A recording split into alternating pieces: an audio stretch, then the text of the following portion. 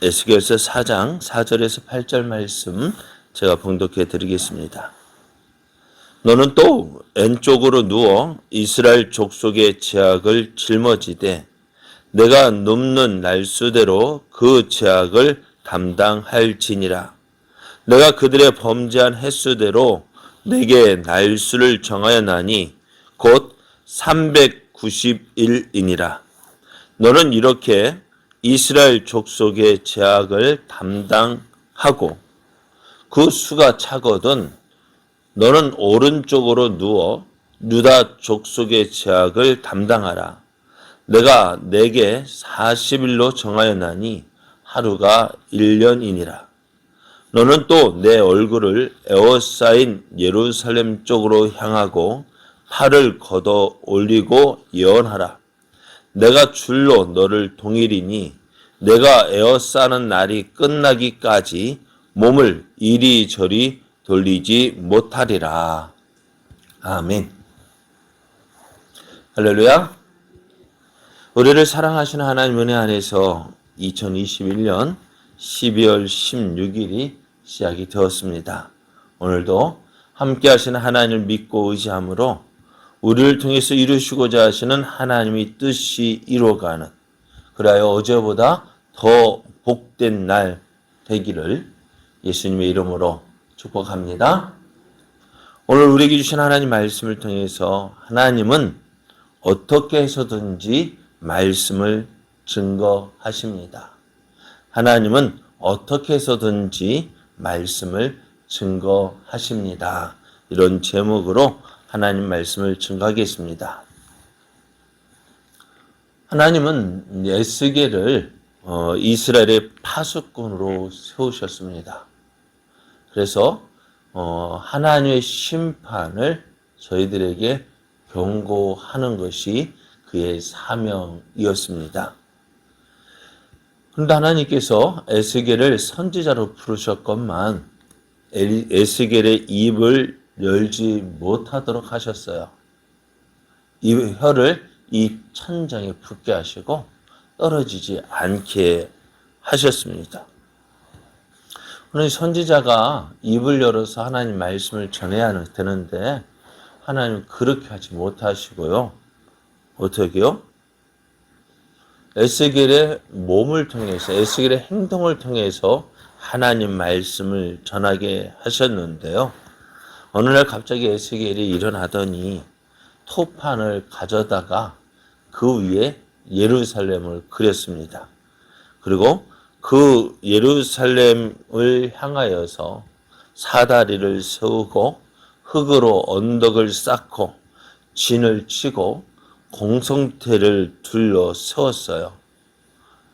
그러더니 이제 에스겔과 그 성벽 사이에, 성읍 사이에 철판을 두어 이제 철벽을 쌓았습니다.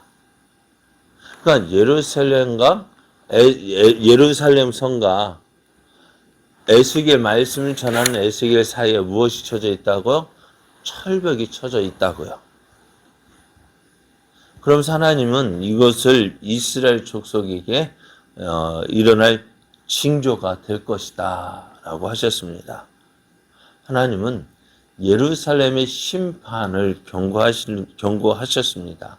예수님이 이제 바벨론의 공격을 받을 것을 말씀해 주시는데요. 그것보다 더 중요한 것이 뭐냐? 이 철판을 쌓아서 예루살렘과 선지자 에스겔 사이를 가로막았다는 거예요. 그것은 하나님과 예루살렘과의 단절을 의미합니다. 저들이 아무리 이제 그 바벨론의 공격을 당할 때 저들이 아무리 부르짖어도 어떻게 하시겠다고? 하나님은 듣지 않으시겠다고. 여러분, 사람하고 사람 사이에 가장 답답한 게 뭐예요? 내 말을 들어주지 않는 거예요. 하나님께서 오늘 우리 말을 들어주시지 않는 거 어떻게 생각하셔요? 없어도 되지. 하나님과의 관계가 단절된 상태에 있지는 않은지. 그래서 예수님께서 가장 두려웠던 것이 뭐냐? 십자가로 예수님께서 십자가를 지실 때 가장 두려웠던 것이 뭐냐? 하나님께서 예수님에게 아무 말씀도 하지 아니하시는 거예요. 그래서 예수님은 하나님께 이렇게 기도했습니다. 엘리, 엘리, 라마, 사박다니. 나의 하나님, 어찌하여 나를 버리시나이까. 예수님이 가장 두려운 거 그거예요. 하나님과의 관계가 끊어진 거. 오늘 우리의 삶도 가장 무서운 것이 뭐예요? 가장 두려워야 될 것이 뭐냐? 하나님과의 관계입니다. 하나님과의 관계. 여러분, 중요하게 여겨야 합니다. 왜요? 하나님과의 관계가 끊어지면 우리의 생명이 끊어지고 우리의 의리를 향하신 하나님의 은혜가 끊어지고 모든 것 누구의 힘으로 해야 돼요? 내 힘으로 해야 돼요. 그만큼 힘든 삶이 어디 있습니까? 하나님과의 관계. 여러분 어떻습니까? 지금 하나님과의 관계가 어떻습니까? 잘 유지되고 있습니까? 날마다 확인되어지고 있습니까? 하나님과의 관계 끊어지지 마십시오. 끊지 마십시오. 오늘 이스라엘이 이렇게 힘든 그 포로 생활을 하고 또 예루살렘이 바벨론 앞에 그 공격 대상이 되어진 이유가 뭐예요? 하나님과의 관계가 끊어졌기 때문입니다. 그래서 그렇게 예루살렘의 성읍을 또 그리고 이제 토판을 그것을 통해서 말씀하신 하나님, 이제 에스겔을 다시 부르시는데요. 그러면서 이제 에스겔에게 말씀하니 너는 왼쪽으로 누워서 이스라엘의 죄악을 담당하라. 이스라엘의 죄악을 짊어지라고 하셨어요. 그러면서 에스겔이 너가 눕는 날수대로 이스라엘의 죄악을 담당하게 될 것이라 하셨는데요. 며칠을 정하셨느냐? 390일이었습니다.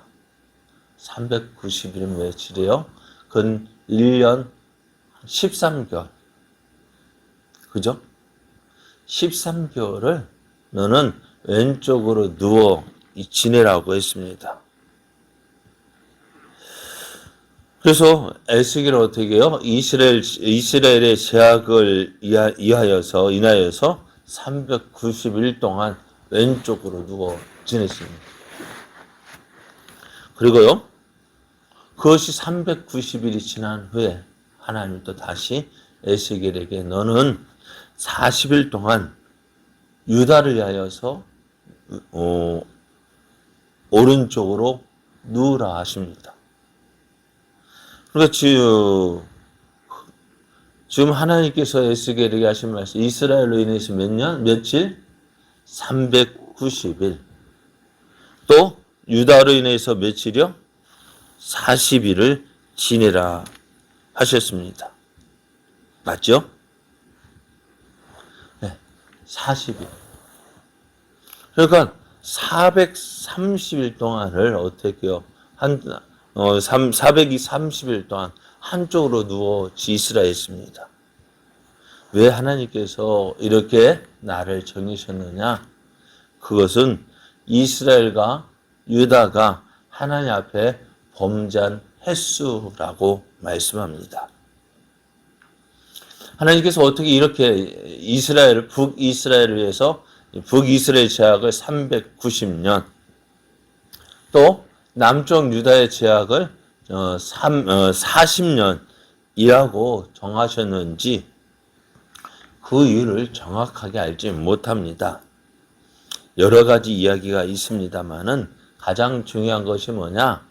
이 기간이 이스라엘과 유다가 하나님 앞에 범죄한 횟수라는 거예요. 하나님은요, 북이스라엘과 남유다가 하나님 앞에서 범죄한 횟수, 그것을 다 기억하고 계신다는 거예요. 얼마나 무서워요. 하나님은 그러면서 이제 에스겔에게 이스라엘 족속의 죄악을 내가 담당하라 하십니다.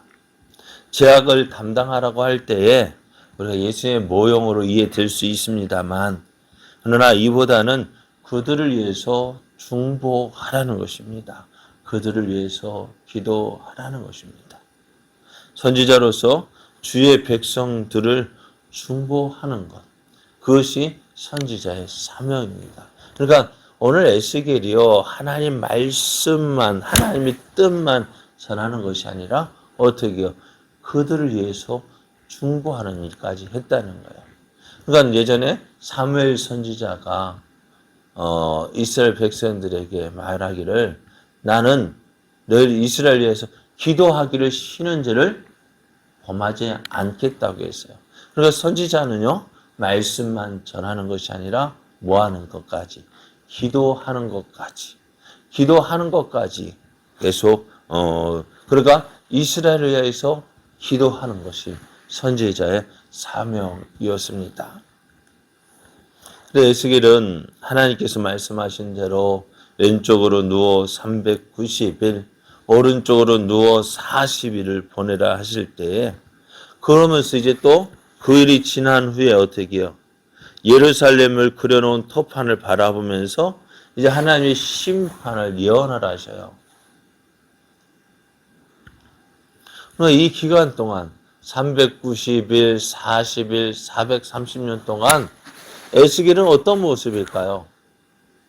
지금 어떻게 지냈을까요? 먼저는 벙어리로, 말 못하는 벙어리로, 그리고 꽁꽁 묶여서 그런 가운데 어떻게 해요? 390일은 왼쪽으로 누워서 30일은 오른쪽으로 누워 지내야 했습니다. 그러니 어떻게 되는 거예요? 그게 참 이제 사람 꼭 그런 모습으로 지내는 것이 참 어떨까요? 참 힘든 모습이었어요.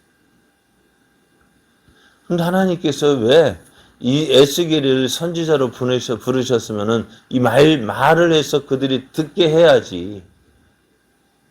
왜 이렇게 말은 전하지 않고 왜 이렇게 했을까요? 벙어리, 토판을 예루살렘을 그리더니 그것을 보면서 누워 있고 무엇 때문일까요? 예? 왜 이렇게까지 하실까? 그 일을 이렇게 한번 생각해 봤어요. 에스겔서 2장 5절을 보면은요, 이렇게 말씀해요. 그들은 회역한 족속이라. 그들이 듣든지 아니 듣든지 그들 가운데 선지자가 있음을 알지니라 했습니다. 하나님은 이스라엘이요, 듣든지 아니 듣든지 하나님 말씀을 증거하셔요. 그런데 그 말씀을 증거할 때 이스라엘이 들어요, 안 들어요? 안 듣는 거예요. 그래서 하나님께서 오늘 에스겔에게 그런 다른 사람과 특이하게, 그잖아요. 이렇게 하는 사람이 어디 있어요? 어제까지만 멀쩡하게 말했던 그 사람이 오늘 갑자기 벙어리가 되어지고 꽁꽁 묶여 있고 왼쪽으로 누워서 390일, 오른쪽으로 누워 40일. 그렇게 행하는 사람은 어디 있어요? 그러면 사람들은 어떻게 할까요? 이게 무슨 일이야? 에스겔에 대한 소문이 그가 살고 있던 동네에 나지 않을까요? 야, 저 에스겔이 갑자기 어떻게 미쳤는가 봐. 왜 저렇게 행동하는지 몰라.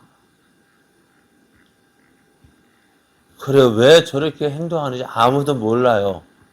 그러나 하나님께서 그럼에도 불구하고 에스겔에 이렇게 하시는 이유가 뭘까요? 생각해 보면은 저들이 말은 듣지 않거든요. 그러니 어떻게 해서든지 저 범죄한 이스라엘에 유다를 향하여서 무엇을 전하고 싶은 거예요? 무엇을 말씀하고 싶은 거예요? 하나님의 뜻을 나타내시고 싶은 거예요. 예루살렘의 멸망을 말씀하고 싶은 거예요. 예루살렘이 하나님의 심판을 받아 망할 것이라는 사실을 하나님은 전해주고 싶은 거예요. 그래서 어떻게 해요? 제가 듣지는 않을지라도 보는 사람은 있을 거예요. 에스겔의 이상한 행동을 보는 사람, 한 사람이도 있을 거예요. 그래서 어떻게 될까요? 지금 뭐지? 아, 예루살렘이 멸망한다라고 말하고 있구나. 이제 내가 기도해야지. 내가 하나님 앞에 범죄한 거 깨닫고 기도해야지. 그렇게 할 사람, 한 사람이라도 있을 것을 기대하면서 오늘 에스겔에게 이렇게 행하라 말씀하시는 거예요. 그렇습니다. 오늘 하나님은요, 어떻게 해서든지 한 사람이라도 더 구원받기를 원하셔요. 그것이 하나님의 사랑이에요. 그러니까 오늘 예수님께서 내가 아버지께로 가서 아버지께로 가는데 뭐하러 가신다고요? 초소를 예배하러 가신다 했는데 그 초소를 예배하는 것이 다 완성되면은 오시겠다 약속하셔서 그럼에도 불구하고 지금 2000년이 지나도록 오지 않으셨잖아요. 왜 그러실까요? 기다리시는 거예요. 하나님의 택한 백성이 한 사람이라도 더 구원받기를 원하셔서 참고 기다리시는 거예요.